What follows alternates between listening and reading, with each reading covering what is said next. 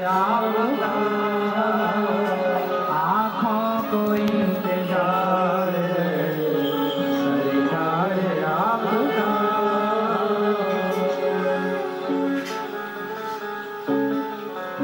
जैसे शबरी माँ को इंतजार, ऐसे माँ विदुरानी माँ को इंतजार। और राम जी जब आए तो माता शबरी ने बिठाया आसन पर, केलों का भोग लगाया, छिलके खा रहे थे। विदुर जी 56 भोग लेकर आए। देवी तुमने क्या खिला दिया, ये 56 भोग खिलाओ। तब विदुर जी से भगवान ने 56 भोग लिए और खाए। और खाते हुए भगवान बोले, काका जी जो स्वाद मुझे इन छिलकों में मिला वो आपके 56 भोग में नहीं। भाव का भूखा हूँ मैं, भाव ही एक सार है। भाव से भज ले मुझे तो भव से बेड़ा पार है। भावग्राही जनार्दना। भगवान किसके भूखे हैं? भगवान वस्तु ग्रहण नहीं करते, वस्तु के पीछे जो भक्त का भाव है वो भाव ग्रहण कर लेते हैं।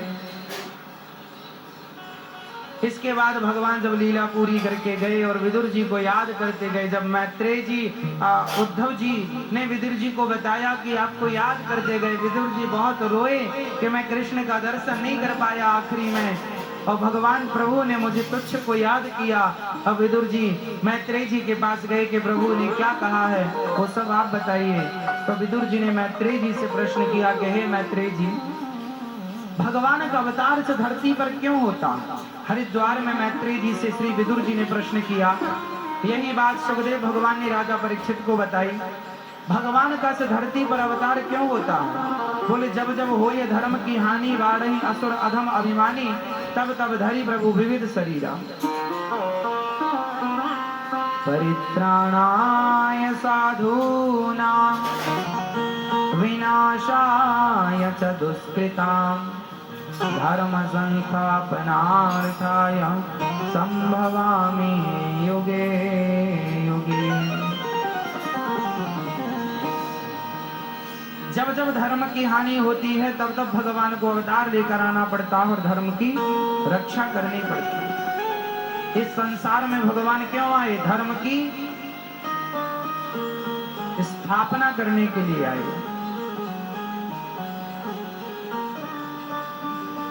कब कब भगवान आए, क्यों क्यों आए, क्यों आए जरा सुनिएगा। सबसे पहले भगवान नारायण की नाभि से कमल उत्पन्न हुआ, कमल में ब्रह्मा जी प्रकट हुए। ब्रह्मा जी के 4 पुत्र हुए, सनक सनंदन सनातन सनत कुमार। इसके बाद फिर 10 पुत्र और हुए ब्रह्मर्षि। इसके बाद ब्रह्मा जी ने रुद्र को प्रकट किया, भगवान शिव को कहा सृष्टि करो। बाद में उन्होंने बंद कराई सृष्टि, भूत प्रेतों की कर डाली भगवान शिव ने। बड़े परेशान हुए ब्रह्मा जी, अब क्या करें? तब ब्रह्मा जी के शरीर के दाहिने अंग से, मनो और वाम अंग से शत्रुपा का जन्म हुआ। कहा सृष्टि करो, बोले पृथ्वी नहीं है। तब 12 भगवान ने प्रकट होकर और हिरण्याक्ष को मारकर पृथ्वी की स्थापना की और पृथ्वी को सुव्यवस्थित किया। तब मनु शत्रुपा ने सृष्टि प्रारंभ की। मनु और शत्रुपा की 5 संतानें हुई, जिनमें 3 बेटियां और 2 बेटे। आकुति, देवहूति, प्रसूति नाम की 3 बेटियां, प्रियव्रत और उत्तानपाद नाम के 2 बेटे। 3 बेटियां कौन कौन सी? आकुति, देवहूति। आकुति का विवाह रुचि प्रजापति से, देवहूति का विवाह कर्दम जी। आकुति के यहाँ यज्ञ भगवान प्रकट हुए, देवहूति के यहाँ कपिल भगवान प्रकट हुए। देवहूति माँ के यहाँ कौन प्रकट हुए? कपिल भगवान।